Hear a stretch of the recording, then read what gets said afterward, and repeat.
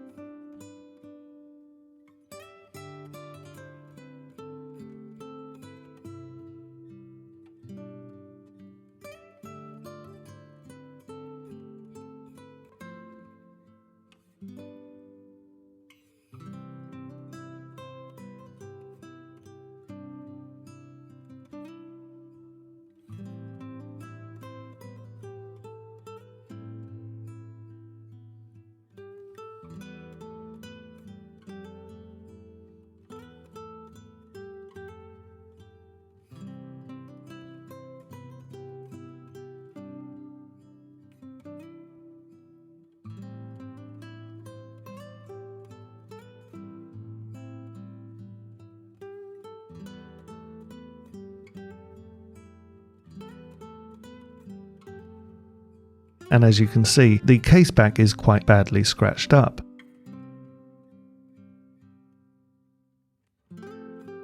And removing the back has revealed the movement, and we can observe quite a bit of corrosion indicating moisture ingress. The oscillating weight is very tarnished and pitted, and I can see rust around the movement ring and the operating levers. Now, with this much corrosion, I'm starting to suspect that I might find some parts which will need to be replaced and perhaps not make this job financially viable, but let's soldier on and just see what we can find. And I'm going to remove the weight first, and I can remove the movement ring, which serves to keep the movement stable in the case, but it also retains the chronograph pushers. And here we can see the corrosion caused to the movement ring. Of course, this will have to be cleaned up later, but for now I can continue to remove the pusher. And I can see that the spring is missing. However, I'm not really that concerned, as I'm going to replace both pushers as a set anyway, providing I can get this watch working well. So all that's left is to remove the crown and stem, and the movement can be removed from the case.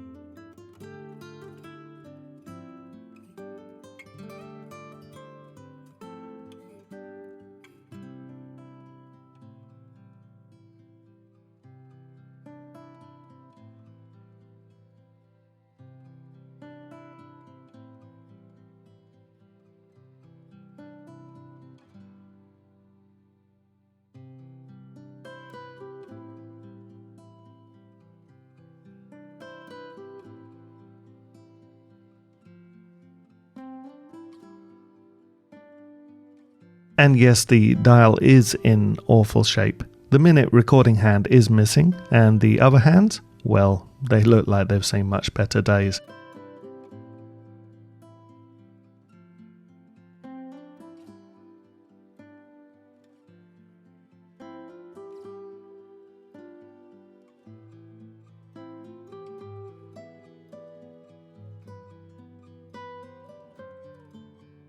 And with the dial wobbling around like this, I'm pretty sure one of the dial feet is broken.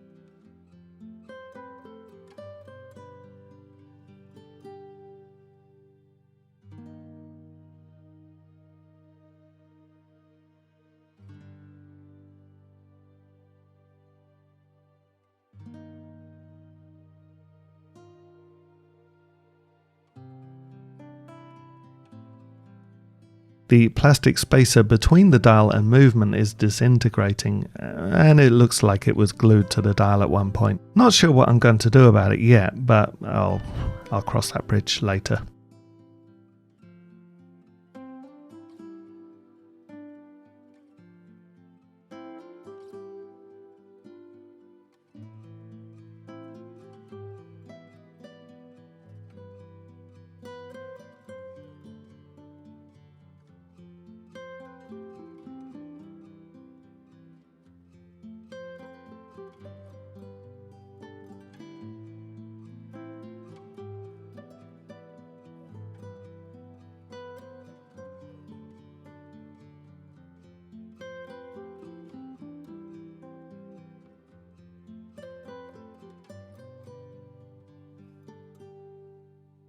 Now, I've wound the mainspring a little bit and was actually surprised to see a little bit of life. So I decided to place it on the time grapher, and well, it definitely would not receive chronometer certification at this stage, but it's good that at least there's a little bit of life.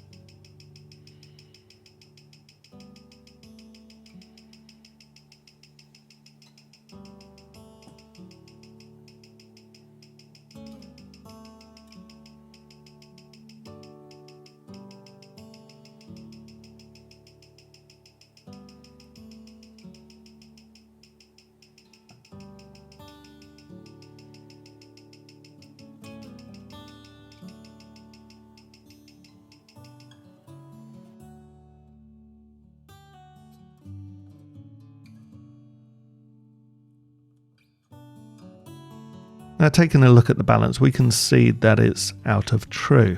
In fact, it looks quite buckled.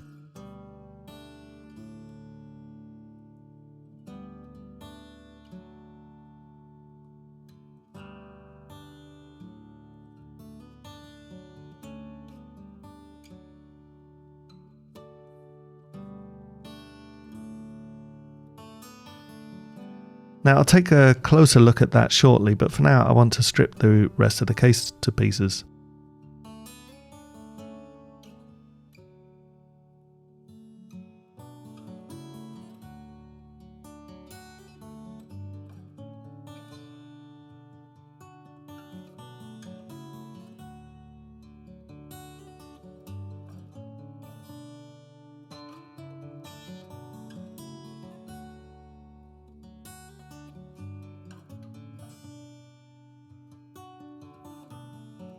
And after taking off the bezel, I can see that either the glass is not original or it was broken in the past and has been glued in place. There is glue all around this bezel and the tachymeter dial. It's an absolute mess.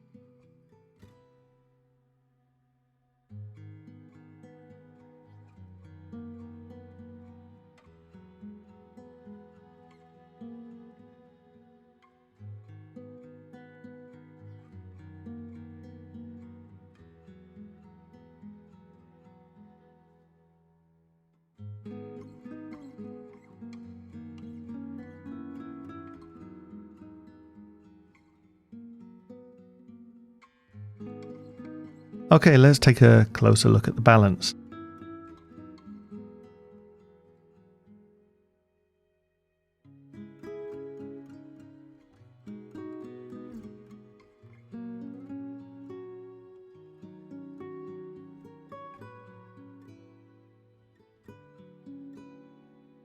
Well, the first thing I've noticed is that the hairspring is quite distorted or it's bent out of position.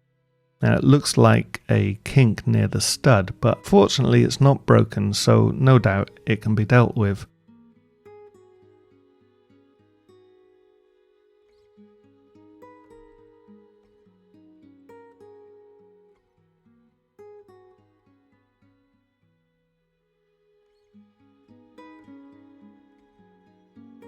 I'll remove the balance from its cock, and I need to remove the balance spring from the wheel and see how bad the buckle is.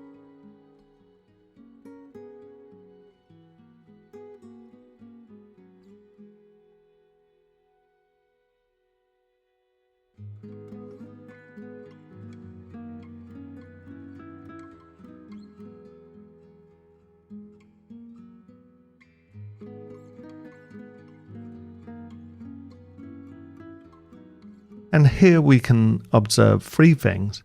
The hairspring is also twisted slightly upwards, and the top pivot of the balance staff is bent, and we can see the distortion of the balance wheel.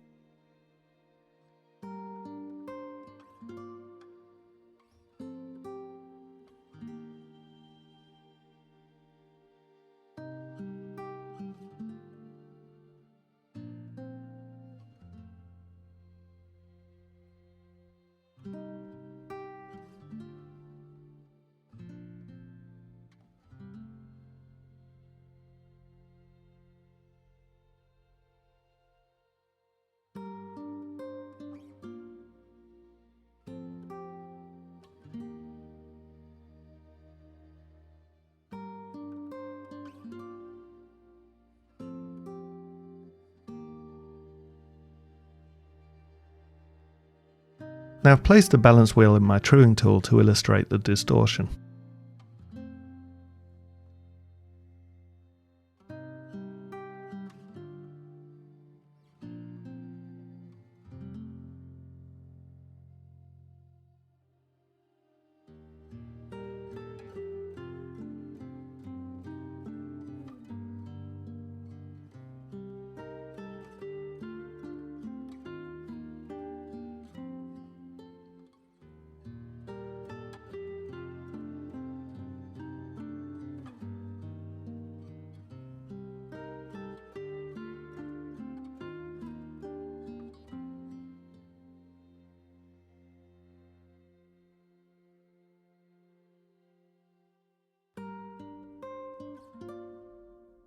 Looking back at the movement, we can see that the pallet cock has been rubbed down, most likely in an attempt to compensate for the balance problems. In fact, you can even see brass debris on the pallet pivot jewel and on the exit pallet stone.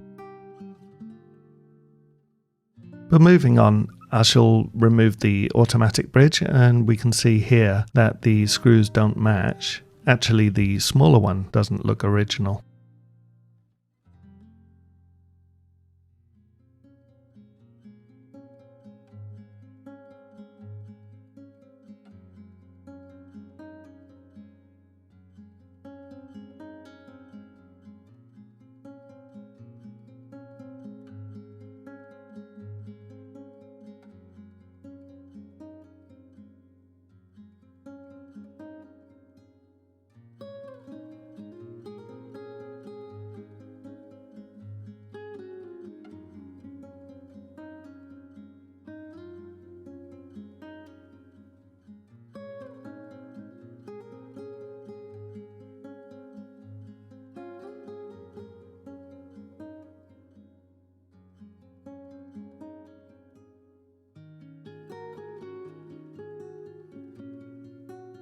And here we can see that the minute recording jumper spring is either not adjusted correctly or it's bent. More likely it's a combination of both.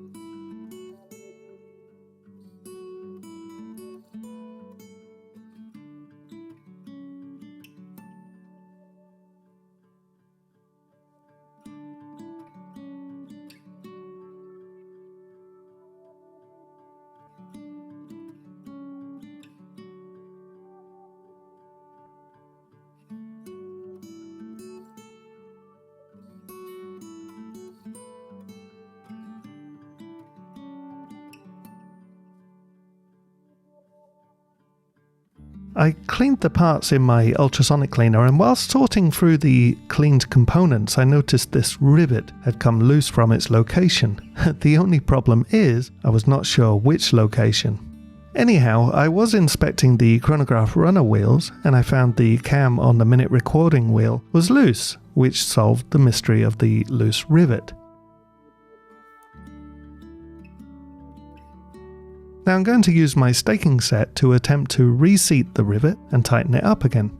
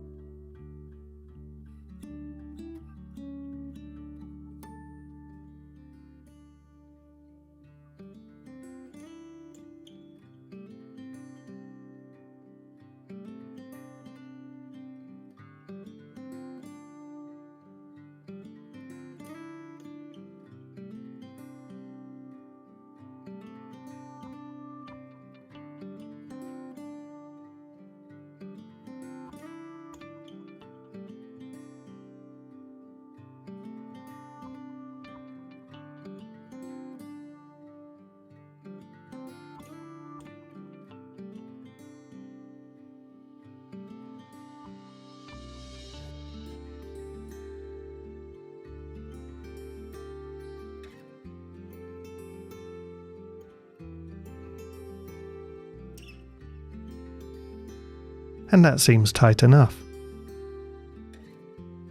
Next, I need to improve the truing of the balance wheel. As you may remember, it is quite buckled. Now to help me, I'm going to use this truing tool to indicate the damaged portion of the balance wheel.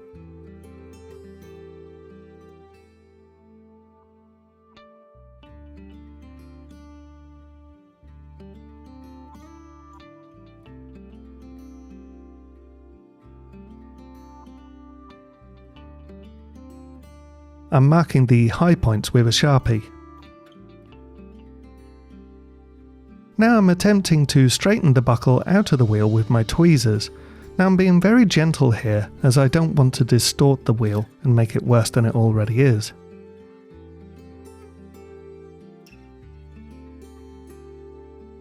Now I place it back on the truing tool several times until I have the wheel as straight as I can make it.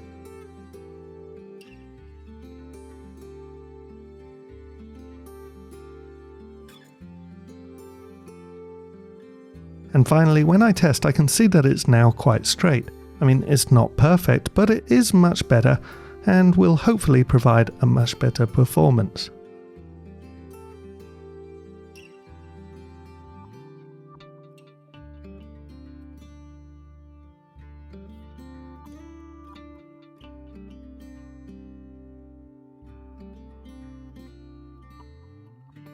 Now the hairspring was also a little bent out of shape, and this is not a repair I can easily video, but I remembered that a company sent me this microscope to review, and I thought I'd give it a go. Now I've never repaired a hairspring under a microscope before, but well, let's give it a go anyway. Looking at the recording here, you may notice that the coils are uneven, and this is not normal. Now aside from the terminal curve, with this type of hairspring the coils wouldn't usually be evenly spaced out, and in fact this is quite easy to diagnose. You will notice the second coil in on the left is too tight and the opposite side has a spacing which is too large. The basic task here is to close the spacing which is too large, just enough to make the gap equal all the way round. Now I'm looking for the largest part of the gap, and my point to manipulate will be 90 degrees from there. And indeed, when I inspect the area, 90 degrees away from the largest part of the gap, I can see a slight kink. That's my point of manipulation. So using two pairs of tweezers, I can hold the hairspring steady and move the coil with the slightest touch.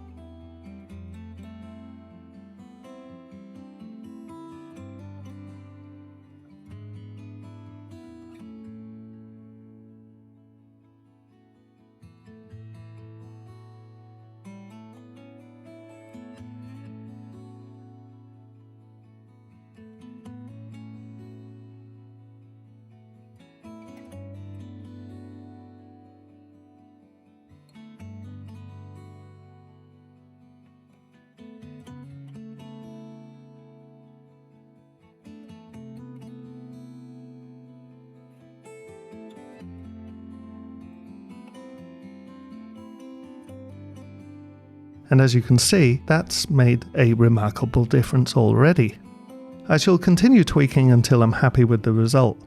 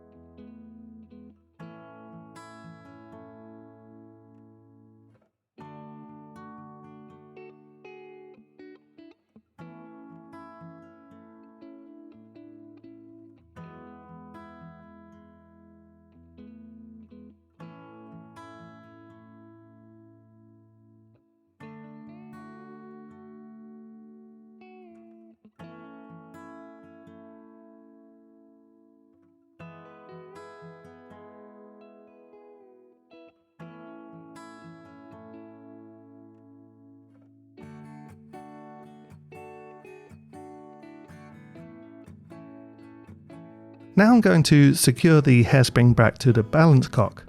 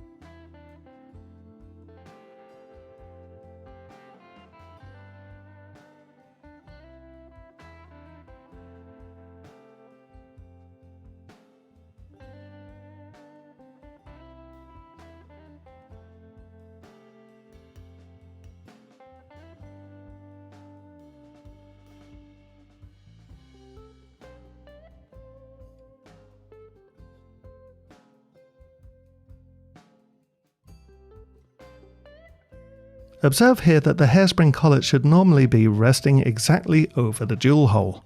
Also, the terminal curve of the hairspring has a slight kink and should follow the path of the index. If it doesn't, then you'll get unexpected results when you adjust the index to regulate the watch. Now this would be frustrating.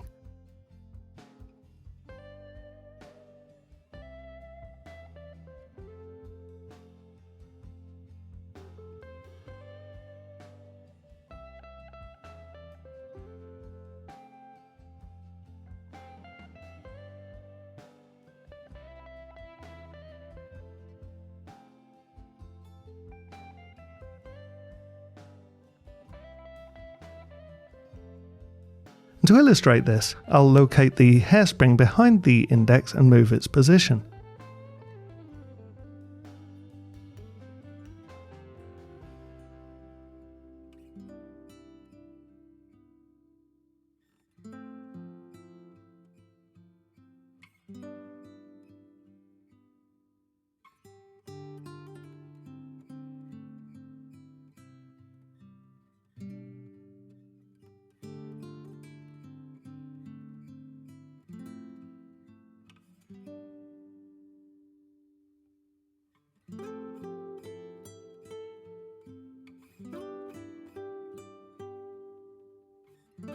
With a well-adjusted hairspring, the location of the hairspring collet should not move, but because the terminal curve is not adjusted to follow the path of the index, this collet does move. This is not good.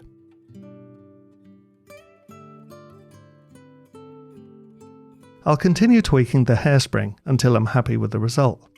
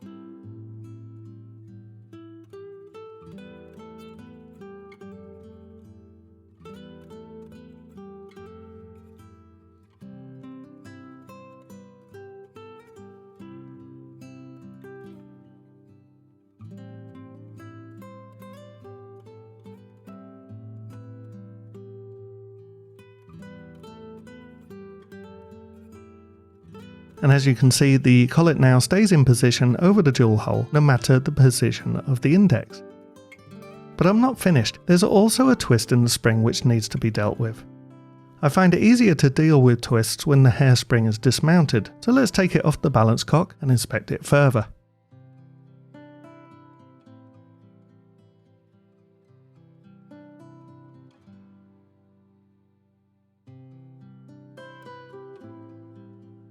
Okay, that looks quite bad, but in reality, it only looks like one twist. Now I've determined that the twist starts here, so I'm just going to manipulate it from this point.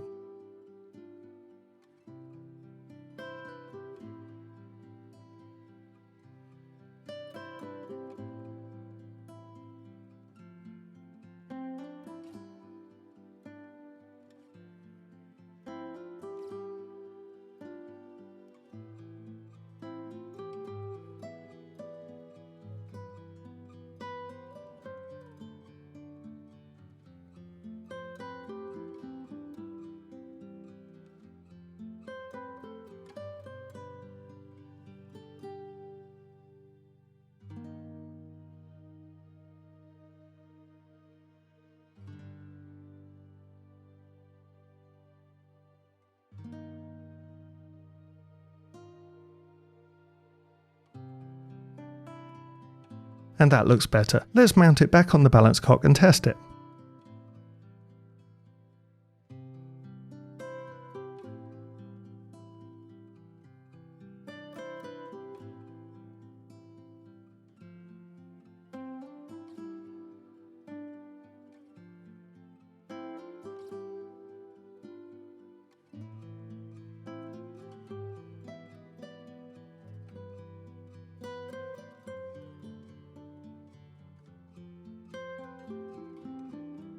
And yes, that looks a lot better.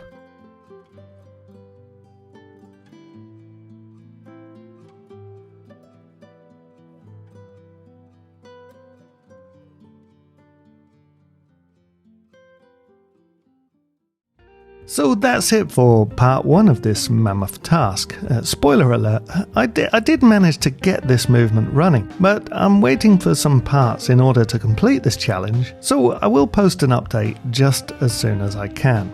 And with that said, If you're not already subscribed, then you can do so now. It's free, and if you click the bell icon, you'll be informed when I publish the continuation of this job. And if you are interested in learning more about watch repair, then you could take a look at my website where I offer a full instant access video course.